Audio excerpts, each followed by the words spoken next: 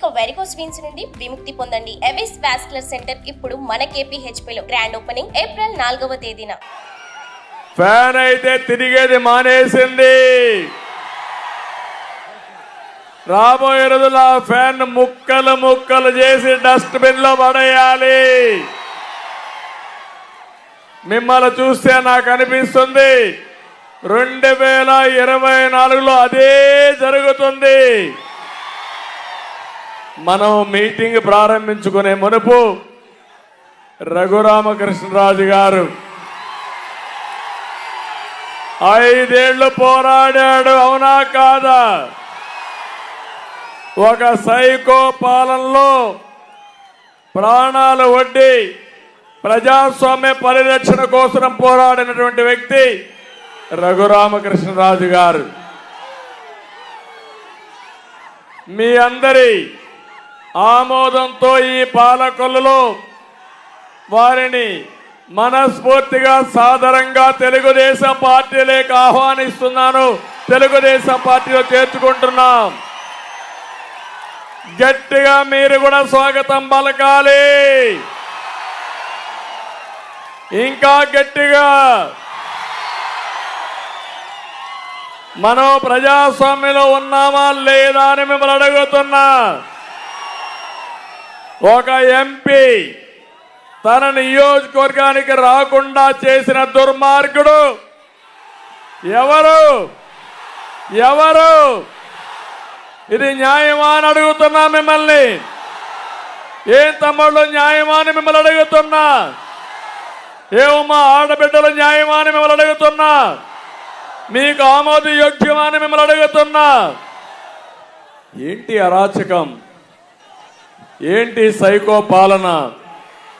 పాపం ఆయన్నైతే పోలీసులు కస్టడీలోకి తీసుకొని పోలీసుల కస్టడీలో ఇష్టానుసారంగా చిత్రహింసలు పెట్టి కడాన రాత్రంతా మేలుకున్నాను. నేనైతే ప్రెసిడెంట్ ఆఫ్ ఇండియాకి, గవర్నర్కి కోర్టులో అన్ని విధాల ప్రయత్నం చేసి కోర్టు ఇంటర్ఫేర్ అయిన తర్వాత ఆయన బయటపడ్డాడు తప్ప, లేకపోతే ఈరోజు రఘురామకృష్ణరాజు గారిని మీరు చూసేవాళ్ళు కాదని మీ అందరికీ విజ్ఞప్తి చేస్తున్నా. అందుకని ఈరోజు మీ అందరికీ ఒకటే విజ్ఞప్తి చేస్తున్నా. ఒక దుర్మార్గుడి పాలన నుంచి ప్రజాస్వామ్యాన్ని కాపాడుకొని మన పిల్లల భవిష్యత్తు కాపాడుకోవాలంటే ఇలాంటి వ్యక్తులు కూడా కలిసి పనిచేయాల్సిన అవసరం ఉంది. అందుకే మీ అందరి తరపున మరొకసారి తెలుగుదేశం పార్టీలోకి సాదరంగా ఆహ్వానిస్తూ సభ ప్రారంభించే ముందే వారిని పార్టీలో చేర్చుకుంటున్నామని చెప్పి తెలియజేసుకుంటూ వారికి అందరూ కూడా గట్టిగా చప్పట్లు కొట్టి హర్షాన్ని, ఆమోదాన్ని, ఆయన జరిగిన అన్యాయాన్ని ఖండిస్తూ మళ్ళీ మీరందరూ కూడా ఆయన ఆశీర్వదించమని, నేను ఈరోజు తీసుకున్న నిర్ణయాన్ని కూడా మీరు స్వాగతించమని మరొకసారి అందరినీ కోరుకుంటున్నా.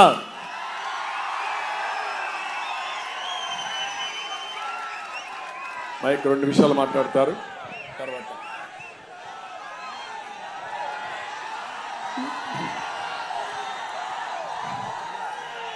గతంలో తెలుగుదేశం పార్టీ అభిమానులు, జనసేన అభిమానులు, భారతీయ జనతా పార్టీ అభిమానులు అందరికీ నా హృదయపూర్వక నమస్కారాలు.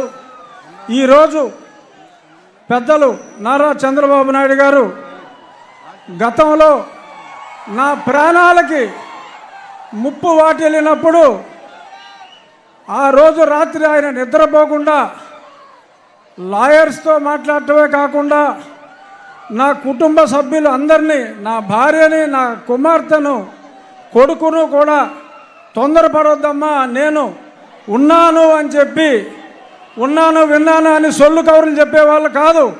నిజంగా ఆయన నాకు ఉన్నారు, నిజంగా ఆయన నా ఆక్రోశం విన్నారు కాబట్టి ఇప్పుడు ఆయన చెప్పినట్టు నేను మీ ముందు బ్రతికున్నా. సో కాబట్టి నేను ఆయనకి ఎంతో రుణపడి ఉన్నాను. ఇక నుంచి కొన్ని కారణాల వల్ల నేను 4 ఏళ్ళు దూరంగా ఉండవలసి వచ్చింది. అయినా చంద్రబాబు నాయుడు గారి చొరవతో ఈరోజు నేను మళ్ళీ మీ ముందుకు రావడం జరిగింది.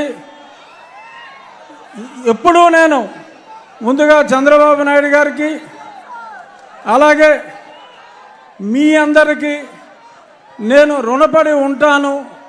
మీ రుణం నేను తీర్చుకుంటాను.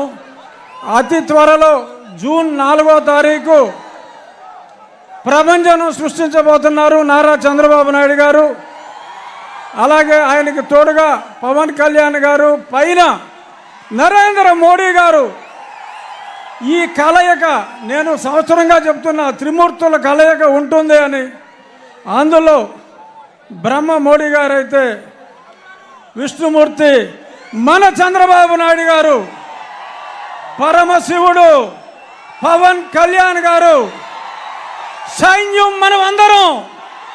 జై తెలుగుదేశం, జై చంద్రబాబు నాయుడు గారు, జై మోడీ, జై పవన్ కళ్యాణ్. Thank you. ఇప్పుడు ఈ విషయంలోనే మీకు అందరికీ ఒక క్లారిటీ ఇవ్వాల్సిన అవసరం ఉంది. ఈ 5 సంవత్సరాలు ఈ నియంత ఎవరైతే అహంకారిగా ఈ రాష్ట్రంలో ముఖ్యమంత్రి అయ్యాడో, అధికార దుర్వినియోగం చేసి ప్రజా సమస్యల పైన ఎవరైనా నోరెత్తి వాళ్ళ నోరు మూయించే పని చేశాడు. ఎవరైనా కానీ గట్టిగా మాట్లాడితే ముందు పోలీసులు పంపించేవారు, ఆ తర్వాత సిబిసిఐడిని పంపించేవారు. శనివారం అయితే ప్రొక్లైన్స్ పంపించి ఎక్కడికక్కడ వాళ్ళ ఆస్తులన్నీ కూడా ధ్వంసం చేసేవారు. శుక్రవారం సాయంత్రం అరెస్ట్ చేసి బెయిల్ కూడా రాకుండా మళ్ళీ వాళ్ళని కస్టడీకి పంపించేవాళ్ళు. నేను 5 ఏళ్లు చూశాను, చాలా మందిని చూశాను, చాలా మందిని కాపాడాను. కొంతమంది అయితే నేను కాపాడలేక, నన్ను చేరలేక జీవితం మీద ఆశ వదులుకొని ఆత్మహత్య చేసుకునే పరిస్థితికి వచ్చారు. తమిళ్లో ఒక విషయం చెప్తున్నా మీ అందరికీ.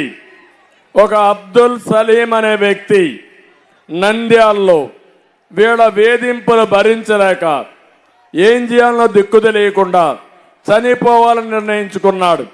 ఈ పోలీసులు భార్యను పిలిచి, నీ భర్త చనిపోతే నీ కథ చూస్తావని చెప్తే భార్య భర్త ముందర బాధపడడం మొదలుపెట్టింది. నువ్వు పోతే నా మీద పడతారు, అవసరమైతే నీతో కూడా నన్ను కూడా తీసుకుపోమంటే భర్త ఆ రోజు నిర్భరం చేసుకుని ఇద్దరం చనిపోతామని నిర్ణయించుకున్నారు. కానీ మళ్ళా ఆలోచించారు, మనం ఇద్దరం చనిపోతే ఈ పిల్లలు ఏమవుతారని ఆలోచించారు. అప్పుడు ఇద్దరు కలిసి కఠినమైన నిర్ణయం తీసుకున్నారు.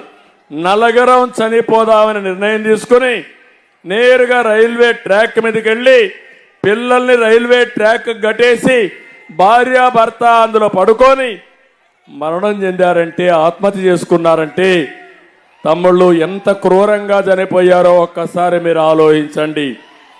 అంటే మొన్నే మీరు చూశారు ఇంకొకటి, ఎక్కడైతే కడప జిల్లాలో, అన్నమయ్య జిల్లాలో ఒంటిమిట్టలో సొంత ఆస్తి ఒక చేనేత కుటుంబం, ఆ ఆస్తిని వైఎస్ఆర్ కాంగ్రెస్ నాయకులు రాసేసుకున్నారు. అప్పు కట్టాలి, డబ్బులు లేవు, ఏం చేయాలని ఆలోచించాడు. ఊరూరు తిరిగాడు, అప్పులు చేశాడు, లంచాలు ఇచ్చాడు, ఎవ్వరూ కరుణించలేదు. ఇంకా జీవితంలో బతకలేమని నేరుగా పోయి రైల్వే ట్రాక్ కింద పెట్టి ట్రైన్ కింద యాక్సిడెంట్ చనిపోయాడు. దాని కింద ఆత్మహత్య చేసుకున్నాడు. ఆ వార్తని భార్య పిల్ల విషం తాగి చనిపోయారు. ముగ్గురు కూడా ఒకే కుటుంబంలో 2 నెలలకు మునుపు జరిగిందంటే మీరు ఆలోచించాలి. ఈ ప్రభుత్వం ఒక ఘోరమైన ప్రభుత్వం, నీచమైన ప్రభుత్వం, క్రూరమైన ప్రభుత్వం. కొన్ని వందల మందిని పొట్టన పెట్టుకున్న ఈ ప్రభుత్వాన్ని వదిలిపెడతారా తమ్ముళ్ళు అని మిమ్మల్ని అడుగుతున్నా. ఎంతమంది జైలుకు పోయాం, ఏమి నేరం చేశామని జైలుకు పోయాం. పేదవాళ్ళ కోసం ధరలు పెరిగితే నోరిప్పడానికి మాకు అధికారం లేదా? మీ ఆస్తులు ఎవరైనా కబ్జా చేస్తే ఇది తప్పని చెప్పడానికి మాకు హక్కు లేదా? రైతుకు గిట్టుబాటు ధర రాకపోతే రోడ్డు మీదకి వస్తే మమ్మల్ని అరెస్ట్ చేస్తారా మీరు? 5 ఏళ్ళు ఇదే తంతు. ఆ తంతులో భాగమే రఘురామకృష్ణరాజు అని చెప్పి నేను మీకు తెలియజేస్తున్నా. కాబట్టి ఈరోజు పాలకొల్లు సాక్షిగా మిమ్మల్ని కోరుతున్నా, ఈ విషయం రాష్ట్రంలో ఉండే 5 కోట్ల మంది ఆలోచించాలి. ఇది నా ఒక్కడి సమస్య కాదు. నన్నేదో జైల్లో పెట్టారని నేను మీ దగ్గర రాలేదు. నా సమస్య కాకుండా ఇది ఒక రాష్ట్ర సమస్య. సుమన్ టీవీలో మీ పర్సనల్ అండ్ బిజినెస్ ప్రమోషన్స్ కోసం కింది నెంబర్కి కాంటాక్ట్ చేయండి.